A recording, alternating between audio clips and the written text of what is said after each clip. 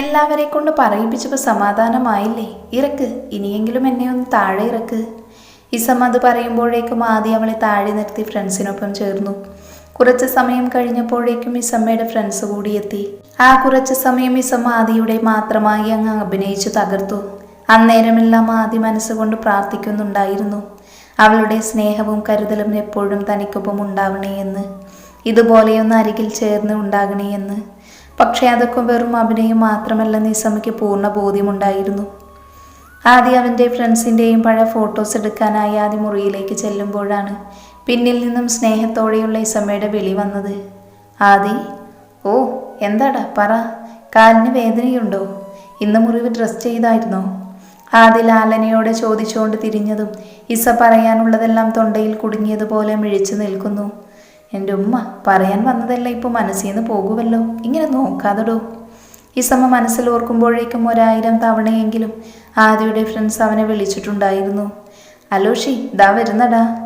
ആദ്യ ചിരിയോടെ വിളിച്ചു പറഞ്ഞതും അവൻ്റെ നുണക്കുഴി ഒന്നുകൂടെ തെളിഞ്ഞു വരാൻ തുടങ്ങി. പിന്നെ അത് നോക്കിയ ഇസമ്മയുടെ നിൽപ്പ്. അതെ, അവൾ മുഖം തിരിച്ചെന്ന് ആദിയുടെ ശ്രദ്ധ കിട്ടാനെന്നോണം പറഞ്ഞു. പറ മോളെ, ദേ അവർ വിളിക്കുന്നു. അത് പിന്നെ പറയടാ. ആദിയോട് എനിക്കൊരു കാര്യം. അവൾ പറഞ്ഞു തീരും മുന്നേ വീണ്ടും അവരുടെ വിളി വന്നു. ഇസമ്മേ, ഇപ്പൊ വരാട്ടോ. ഷോ പോ നിങ്ങൾ. അവൾ ആദിയുടെ ഷർട്ടിൽ ചുറ്റിപ്പിടിച്ച കൈയെടുത്തുകൊണ്ട് പറഞ്ഞു. അവരെയൊന്ന് പറഞ്ഞു വിട്ടിട്ടെ ഇപ്പൊ വന്നേക്കാടോ. ആദ്യം അവളുടെ കവിളിൽ നുള്ളിക്കൊണ്ട് താഴേക്ക് നടന്നു. ആദ്യം അവൻ്റെ ഫ്രണ്ട്സിനെയെല്ലാം പറഞ്ഞയച്ച ശേഷം മുറിയിലേക്ക് വന്നതും ഇസമ്മയെ കയറി ചുറ്റിപ്പിടിച്ചു. ഇനി എൻ്റെ ചട്ടമ്പി പറ, കേൾക്കട്ടെ. വിടട്ടോ, എനിക്കൊന്നും പറയാനില്ല. അവൾ വാശിയിൽ കൈപ്പിടിച്ച് മാറ്റി മുന്നോട്ട് നടന്നതും ആദ്യ വീണ്ടും അവളെ ചേർത്ത് പിടിച്ച് കാതിലൊന്ന് കടിച്ചു. നീ പറയുന്ന കേൾക്കാനല്ലേ ഞാൻ എങ്ങോട്ടോ ഓടി വന്നത്, എന്നിട്ടിപ്പോ ഒന്നുമില്ലെന്ന് പറഞ്ഞാ? ഇല്ല, എനിക്കൊന്നും പറയാനില്ല. അങ്ങനെ പറഞ്ഞാൽ എങ്ങനെയാ ഡിസമ്മേ? ആദിയുടെ ചിരിയും നോട്ടവുമെല്ലാം അവളെ അവനിൽ നിന്നും അകലാൻ കഴിയാത്തൊരു വിധത്തിലാക്കിയിരുന്നു. ആദ്യം താനീ പല്ലിലെ വേലി എടുത്തു മാറ്റ്, എന്നിട്ട് ഞാൻ പറയാം. അത് പറഞ്ഞുകൊണ്ട് ഇസം മറ്റൊന്നിനെയും ചെവി കൊടുക്കാതെ താഴേക്ക് നടന്നു. ഇസം അവരുടെ ഫ്രണ്ട്സിനൊപ്പം കുറച്ച് സമയം ചിലവഴിച്ച ശേഷം മുറിയിൽ വന്നവൾ വാർഡ്രോബ് വലിച്ചു തുറന്ന് ആഭരണങ്ങൾ ഓരോന്ന് പുറത്തെടുത്തു. പിന്നെ അതിൽ നിന്നും ഒരുപോലെയുള്ള 2 വളകൾ എടുത്ത ശേഷം ചന്ദ്രയെയും ചാരുവിനെയും വിളിച്ചത് അവരുടെ കയ്യിലേക്ക് ഇട്ടുകൊടുത്തു. ഇതാണ് ചേച്ചിയുടെ പെരുന്നാൾ സമ്മാനം, രണ്ടാൾക്ക് ഇഷ്ടായോ? അവർക്കത് വലിയ സന്തോഷമായെങ്കിലും അതിനേക്കാൾ സന്തോഷം അവൾ കണ്ടത് ആദിയുടെ മുഖത്ത് തന്നെയായിരുന്നു. പെരുന്നാളിൻ്റെ ആഘോഷമെല്ലാം മറ്റു ബഹളങ്ങളൊക്കെ കഴിഞ്ഞ് ശാന്തതയോടെയാണ് അടുത്ത പുലർന്നത്. പതിവ് പോലെ ഇസമ്മ കോളേജിലേക്കും ആദി ഹോസ്പിറ്റലിലേക്കും പോയി. വൈകുന്നേരം ഇസമ്മ മടങ്ങിയെത്തുമ്പോഴേക്കും ആദി വീട്ടിലുണ്ടായിരുന്നു. എന്താടോ ഡോക്ടറെ, തന്നെ ഹോസ്പിറ്റലിൽ നിന്ന് പിരിച്ചു വിട്ടോ? ഇന്ന് നേരത്തെയാണല്ലോ, എന്തു പറ്റി? അകത്തേക്ക് കയറുന്നതിനിടെ ഇസമ്മ ആദിയെ നോക്കി ചോദിച്ചു. വൈകിടോ ഇസമ്മോ, വല്ലാത്ത ക്ഷീണം. നന്നായിപ്പോയി. അങ്ങനെ പറഞ്ഞെങ്കിൽ കൂടിയും അവളുടെ ഉള്ളൊന്ന് നീറി. ഡോക്ടർക്ക് കുടിക്കാൻ എന്തെങ്കിലും വേണോ? അത്രയെങ്കിലും ചോദിച്ചില്ലെങ്കിൽ ഇസയ്ക്ക് പിന്നെ ഒരു സമാധാനവും കിട്ടില്ലായിരുന്നു. ഒന്നും വേണ്ട. ഇസമ്മയുടെ കാലെങ്ങനെയുണ്ട്? വേദന കുറഞ്ഞു? എവിടെ നോക്കട്ടെ. എൻ്റെ കാലും കൈയൊക്കെ അവിടെ നിൽക്കട്ടെ. ഡോക്ടർക്കിപ്പോൾ എന്താ പറ്റിയേ? ഒന്നുമില്ലടാ. പിന്നെ ഇസ, ഇന്നൊരു ഫംഗ്ഷന് അറ്റൻഡ് ചെയ്യാനുണ്ട്. ഇടേണ്ട ഡ്രസ്സൊക്കെ ഞാൻ മുറിയിൽ വെച്ചിട്ടുണ്ട്. വേഗം റെഡിയായി ഇറങ്ങ്, നമുക്കൊന്ന് പോയി വരാം. അവളൊന്ന് മൂളിയ ശേഷം മുറിയിലേക്ക് നടന്നു. ആദിയുടെ മുഖം കാണി അവൾക്കൊരു വല്ലായ്മ തോന്നിയിരുന്നു. എങ്കിലും മറ്റൊന്നും ചോദിക്കാതെ അവൾ മുകളിലേക്ക് നടന്നു. ഉറപ്പാണോ രാകേഷ്, അവൾ വരില്ലല്ലോ? ഇല്ലടാ, അവളേതോ മീറ്റിങ്ങിന് പോകുമെന്ന് അറിഞ്ഞത്, വരാനുള്ള സാധ്യതയൊക്കെ കുറവാ. മാഷാ അല്ലാ, എന്നാൽ നീ ഫോൺ വെച്ചോളൂ. ഞാനും വൈഫും ഒരു ഹാഫ് ആൻ അവറിൽ അങ്ങെത്തിയേക്കാം. ആ ഫോൺ കട്ടായതോടെ ആദിയുടെ മുഖത്തെ വല്ലായ്മയൊക്കെ എങ്ങോ പോയിരുന്നു. ഒന്ന് ഫ്രഷ് ആകുമെന്ന് കരുതി ആദ്യ മുറിയിലേക്ക് ചെല്ലുമ്പോഴാണ് ആദി വാങ്ങിവെച്ച സാരി നോക്കി സമ വിഷമിച്ചിരിക്കുന്നത് കണ്ടത്. താൻ ഇതുവരെ റെഡിയായില്ലേ? ആദി ചിരിച്ചോണ്ട് ചോദിച്ചതും അതോടെ അവൾ ആദിക്ക് നേരെ വിരൽ ചൂണ്ടി. താൻ? താൻ പല്ലയിൽ കമ്പി എടുത്തല്ലേ? എടുത്തു. നീ പറഞ്ഞപ്പോൾ ഇട്ടു, നീ പറഞ്ഞപ്പോൾ മാറ്റി. എന്തായിപ്പോ, വല്ലതും പറയാനുണ്ടോ? എനിക്കൊന്നും പറയാനില്ല. അല്ല, തനിക്ക് വയ്യെന്ന് പറഞ്ഞിട്ട്. അവൾ വീണ്ടും ആദിക്ക് നേരെ സംശയത്തോടെ വിരൽ ചൂണ്ടി. ഇപ്പൊ കുഴപ്പമില്ല, എല്ലാം മാറി. ഞാനൊന്ന് ഫ്രഷ് ആവട്ടെ. ഇസയോട് പറയുന്നതിനിടെ ആദ്യ ടവലെടുത്ത് കഴുത്തിലേക്കിട്ട് ബാത്റൂമിലേക്ക് നടന്നു. ഇത്ര പെട്ടെന്ന് ക്ഷീണം മാറിയോ? എന്തോ എവിടെയോ ചീഞ്ഞു നാറുന്നുണ്ടല്ലോ. ആ എന്തേലും ആവട്ടെ. പടച്ചോനെ, ഞാനിതെങ്ങനെ വാരി ചുറ്റും? ഒരെത്തും പിടിയും കിട്ടുന്നില്ലല്ലോ. ഇതിൻ്റെ ഏതറ്റം എവിടെ കുത്തണം ഒന്നും മനസ്സിലാകുന്നില്ല. അവൾ ദേഷ്യത്തോടെ സാരി എടുത്ത് ബെഡിലേക്കിട്ടു. കറുത്ത നിറത്തിൽ സിൽവർ വർക്ക് വരുന്ന ജോർജറ്റ് സാരിയാണ് ആദ്യം അവൾക്കായി വാങ്ങിയിരുന്നത്. അല്ല, ഇതെന്താണ്? കണ്ടൂടെ, ജീൻസും ടോപ്പും. ഞാൻ സാരി വാങ്ങിയത് പിന്നെ ആർക്കാണ്? ആദ്യം കൈമലർത്തിക്കൊണ്ട് ചോദിച്ചു. എനിക്കറിയില്ല, ഇത് വാരി ചുറ്റാനേ, അതുകൊണ്ടാണ് ഇതിട്ടത്. പിന്നെ താനും പാനും ഷർട്ടുമൊക്കെ തന്നെയല്ലേ ഇടാൻ പോകുന്നേ, അല്ലാണ്ട് മുണ്ടും ചുബയൊന്നും അല്ലല്ലോ. എടോ, പെണ്ണുങ്ങളെല്ലാവരും സാരി ആയിരിക്കും. ഫംഗ്ഷന് അവർക്കൊരു തീമുണ്ട്. അപ്പം നീ മാത്രം ഇതൊക്കെ?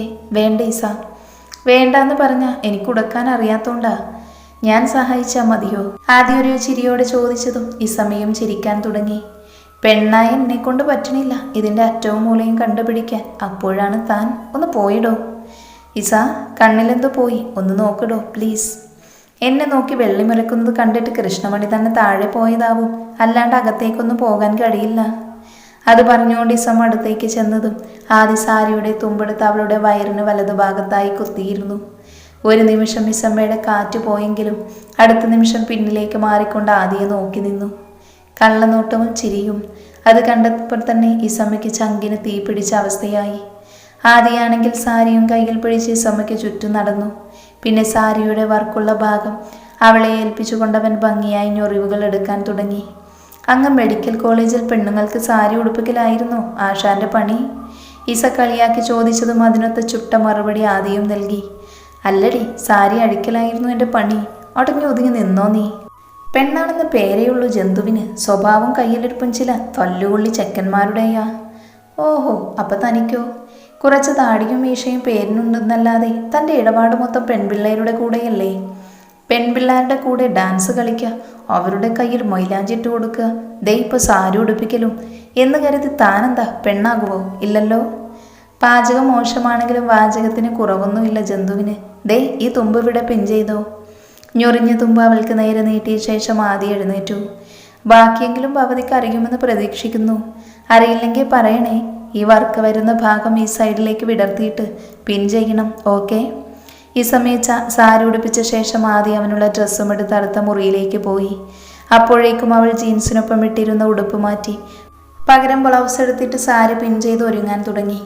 ഒരു കൈ നിറയെ കറുത്ത മെറ്റൽ വളകളും അടുത്ത കൈയിൽ സൽമ സമ്മാനിച്ചൊരു കല്ല് വെച്ച സ്വർണ്ണവളയും കഴുത്തിലും കാതിലും ഡയമണ്ട് കൊണ്ടുള്ള സിമ്പിളായ മാലയും കമ്മലുമൊക്കെയായിരുന്നു ഇസമ സാരിക്കൊപ്പം ഇടാൻ തിരഞ്ഞെടുത്തത്. എല്ലാം ഇട്ടൊന്നൊരുങ്ങി കണ്ണാടിയിൽ നോക്കുമ്പോൾ അവൾക്ക് തന്നോട് അവളോട് ഒരിഷ്ടമൊക്കെ തോന്നിയിരുന്നു. പിന്നെ പറയണ്ടല്ലോ, അപ്പോൾ തന്നെ ഫോണിലെടുത്ത് 5-6 സെൽഫിയും അങ്ങ് കാച്ചി. സെൽഫി ഭ്രാന്തിൽ മാനം മുട്ടി നിൽക്കുമ്പോഴാണ് ആദ്യം വന്ന് പിന്നിൽ നിന്നും ചുറ്റിപ്പിടിച്ച് കഴുത്തിലൊരു മുത്തമിട്ടത്. അതിൻ്റെ ഞെട്ടൽ വിട്ടുമാറും മുന്നേ അവൻ ഇസയുടെ കയ്യിൽ നിന്നും ഫോൺ തട്ടി വാങ്ങിയിരുന്നു. കല്യാണമൊക്കെ കഴിഞ്ഞ് ഇങ്ങനെ സിംഗിളായി സെൽഫി എടുക്കുന്നത് ശരിയാണോ? ഒന്ന് ചിരിക്കടി പെണ്ണേ നീ. ആദിയുടെ ശ്വാസം കാതുകളെ പൊള്ളിച്ചകന്നതും ഈ സമയമൊന്ന് ചിരിച്ചുവെന്ന് വരുത്തി. എങ്കിൽ നമുക്കിറങ്ങാം. പറയുന്നതിനോടൊപ്പം തന്നെ ആദി ഇസമ്മയുടെ കയ്യും പിടിച്ച് താഴേക്ക് നടന്നു. അല്ല, എങ്ങോട്ടാണ്? ഇസ കാറിനടുത്തേക്ക് നീങ്ങുന്നത് കണ്ടാണ് ആദ്യം അത് ചോദിച്ചത്. ഇസ മിഴിച്ചു നോക്കി നിന്നതും അവൻ വന്ന് ബുള്ളറ്റിൻ്റെ ചാവിയെടുത്തു. കയറ്. ഇതൊന്നും പറ്റില്ല, നമുക്ക് കാറിൽ പോകാം. ദേ മഴയും വരുന്നുണ്ട്. മേക്കപ്പൊന്നും പോകൂല, നീ വന്ന് കയറി സമൂ. ഒന്ന് മടിച്ചു നിന്നെങ്കിലും പിന്നെ അവൾ ആദിയുടെ തോളിൽ കൈവച്ച് ബുള്ളറ്റിലേക്ക് കയറി. ഇസമ പിന്നിലേക്ക് കയറുമ്പോഴുള്ള ആദിയുടെ ചിരിയിൽ ഗ്ലാസ്സിലൂടെ കാണുന്നുണ്ടായിരുന്നു. എങ്കിലും ആദിയെ കാണിക്കാൻ മാത്രമായി അവളൊന്ന് പുച്ഛിച്ചിരുന്നു. പക്ഷേ അവളുടെ ഉള്ളിൽ ഒരു ബാൻഡ് മേളം തന്നെ നടക്കുന്നുണ്ടായിരുന്നു എന്നത് ആരറിഞ്ഞു? സിറ്റിയിൽ തന്നെയുള്ളൊരു മുന്തിരി ഹോട്ടലിന് മുന്നിലായിരുന്നു ആദിയുടെ ബൈക്ക് ചെന്ന് നിന്നത്. ആദിയോടൊപ്പം പഠിച്ചൊരു സുഹൃത്തിൻ്റെ കല്യാണ ഫംഗ്ഷൻ പങ്കെടുക്കാനാണ് അവർ അവിടേക്ക് എത്തിയത്. അത് ഫ്രണ്ട്സിൻ്റെ മുന്നിൽ നീ എൻ്റെ സ്നേഹനിധിയായ ഭാര്യയായിട്ടൊന്ന് നിന്നു തരണം, ഇന്നത്തേതുപോലെ കേട്ടോ.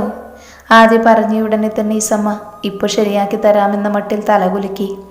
ആദ്യ ചെന്ന് ചെക്കനെയും തല കാണിച്ച ശേഷം ഇസമ്മക്കടുത്തേക്ക് ചെന്നു. ആ ഗ്യാപ്പിൽ സമയത്തിനുള്ളിൽ തന്നെ ഇസമ്മ ഒരെണ്ണത്തെ വളച്ചൊടിക്കുകയും ചെയ്തു. അതുകൊണ്ടാണ് ആദ്യ അടുത്തേക്ക് ചെന്നത്. ഞാനിവിടെ ജീവനോടെ നിൽക്കുമ്പോൾ തന്നെ നിനക്ക് വേറൊരുത്തനെ നോക്കണമല്ലേ? അതിന് താൻ ഇപ്പോഴല്ലേ വന്നത്? ഇത്ര സമയം ഞാൻ ഒറ്റക്കായിരുന്നില്ലേ? ഒരു 5 മിനിറ്റ് മാറി നിന്നതിനാണോ നീ?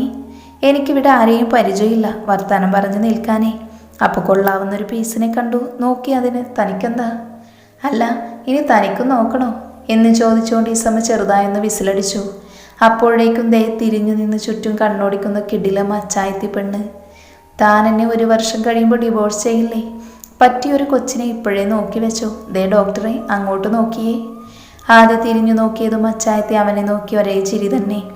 ആ സമയം കൊണ്ട് ഇസമ്മ നൈസായിട്ടൊന്ന് സ്കൂട്ടായി. പടച്ചോനെ, ഇവളിതെവിടെ പോയി? തിരക്കി ചെല്ലുമ്പോൾ ഇസമ്മ ഏതോ തൂണും ചാരി ആരോടോ ഫോണിലൂടെ ലാത്തി വീശുവായിരുന്നു.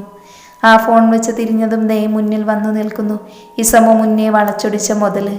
കയ്യിലൊരു ടിഷ്യൂ പേപ്പറും അതിൽ ഇസമ്മയുടെ ഫോൺ നമ്പറും പിന്നെ ഒരു കുറിപ്പടിയും. വിരോധമില്ലെങ്കിൽ എനിക്ക് നിങ്ങളോടൊന്ന് സംസാരിക്കാൻ പറ്റുമോ? അതായിരുന്നു കുറിപ്പടി. ഇതാ ഡോക്ടറിൻ്റെ പരിപാടിയാ.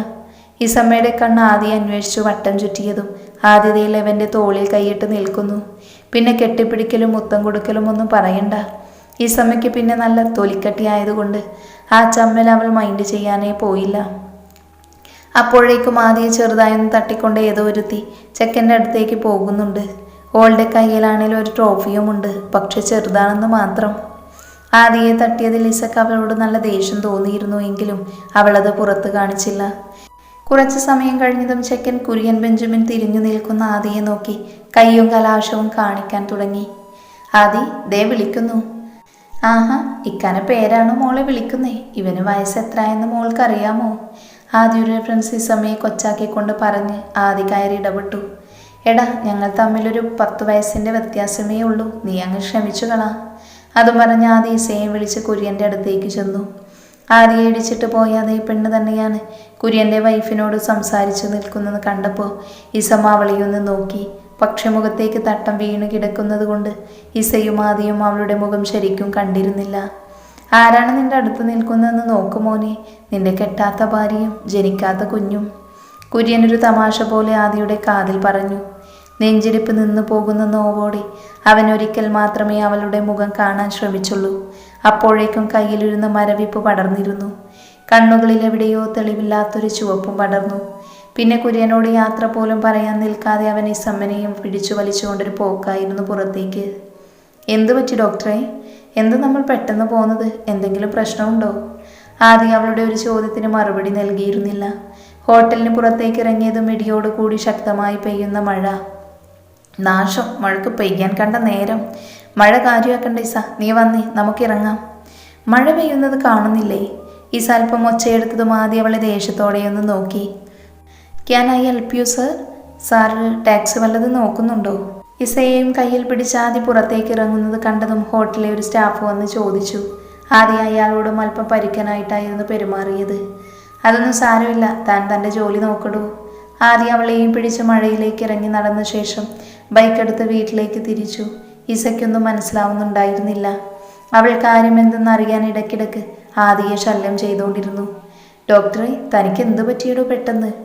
ഇസ, നീ മിണ്ടാതിരിക്ക്, എൻ്റെ മൂടത്ര നല്ലതല്ല. ആദി, അതിന് ഞാൻ... ഇസ, നിന്നോടല്ലേ ഒന്ന് മിണ്ടാതിരിക്കാൻ പറഞ്ഞത്? ആദിയുടെ ശബ്ദം ഇടിമുഴക്കം പോലെ ഉയർന്നതും ഇസയ്ക്ക് വല്ലാത്ത വിഷമം തോന്നി. പിന്നെ അവളൊന്നും മിണ്ടിയില്ല. ഏറെ നേരം മഴ നനഞ്ഞ് യാത്ര ചെയ്തതും അവളുടെ ശരീരമാകെ തണുപ്പ് കൊണ്ട് വിറക്കാൻ തുടങ്ങി. ആദിയെ ചുറ്റിപ്പിടിച്ചിരിക്കുകയല്ലാതെ അവൾക്ക് മറ്റൊന്നും ചെയ്യാനില്ലായിരുന്നു.